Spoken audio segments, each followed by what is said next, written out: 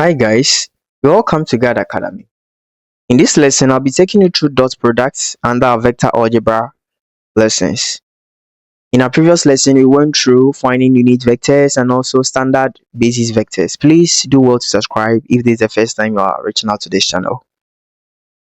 Now, when you talk about dot products, okay, dot product is a special operation done in vectors, where if I have two vectors, I will introduce this dot.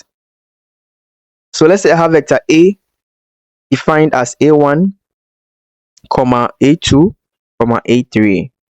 I have vector B defined as B1, B2, B3. So if I want to find the dot product of these two vectors, A dot B, then this special operation is simply defined as I'll have, you see, A1, A2, and A3 dots, B1, B2, B3, right? And the answer is A1, B1. You multiply each corresponding terms A1, B1 plus A2, B2 plus A3, B3.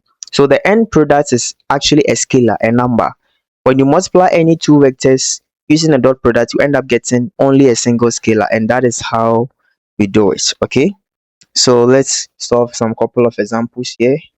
I have I plus 2j minus 3k dots, right? 2j minus k. So take note of the dots, right? It's very important. So what happens? I'll have 1 times what? 0, because the corresponding I here is 0. Plus 2 times what? 2. Minus 3 times what? Negative 1. As that. This gives 0 plus 4 plus 3, and that is 7. As simple as that. What are some properties of dot products? So dot products has gotten some properties which we can just have a view of that. Now, if I have a vector dot itself is simply equal to its length squared, as simple as that. Anytime you find a dot product of a vector in itself, it's simply finding the unit length squared. Then if I have A dot B, please, is the same as B dot A. It's commutative, as simple as that. Similarly, A dot B plus C is simply the same as having A dot B plus A dot C. This is distributive, okay? It's also important. If A dot B is equal to 0, now this is a beautiful thing. Anytime you find the dot product of any two vectors and it happens to be 0, then these two vectors are said to be what? Perpendicular. Perpendicular, okay? They are said to what? Be 90 degrees to each other. So this is one special application of dot product for us to find angles between vectors and also analyze when two vectors are said to be in perpendicular. Therefore, there is this corollary here for us to analyze. It says that A dot B is equal to the absolute of A multiplying the absolute of B cosine theta, right? So let's see something here. Let's solve a problem.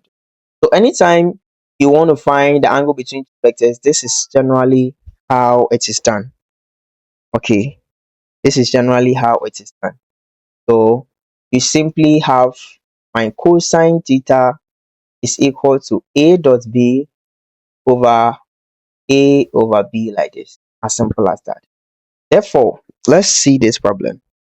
It says that if the vector A and B have lengths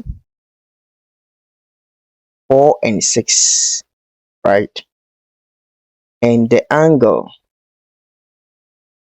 between them is pi on 3. Find A dot B, as simple as that.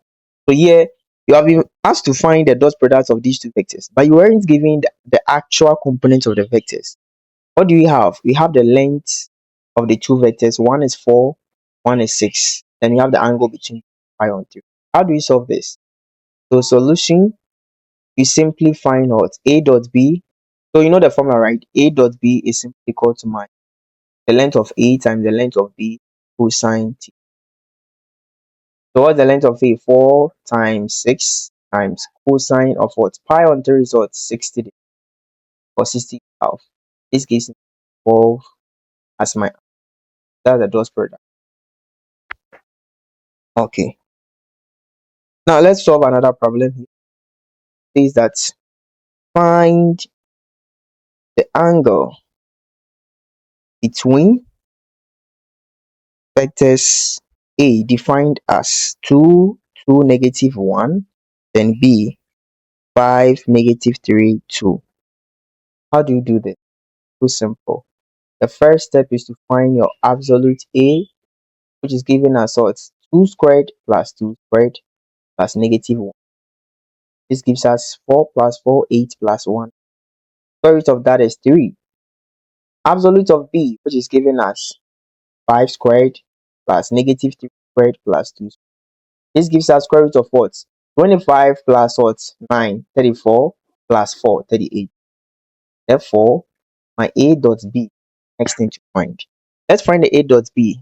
I'll have 2, 2, neg 1 dot 5, neg 3, 2, right? This gives me 2 times 5 is 10 plus 2 minus 2 times negative 3 is negative 6 plus 1 times 2, negative 1 times 2 is negative. This gives me 10 minus 8 and that is equal to 2. So I have my A dot B to be 2. I have my absolute of A to be what? With 38. I have, absolute of A to be 3. Then you have this to be equal to, okay, nicely done, right? So I'll simply have my angle to be cos theta be equal to A dot B over absolute of A times absolute of B. That will give us A dot B is given as what? 2 over 3 times root 38. So the answer theta to be equal to cosine inverse of 2 over 3 root 38. That's given us 84 degrees. As simple as that. That's all I have for you in this lesson. See you in the next lesson as we look at vector and scalar projection vectors.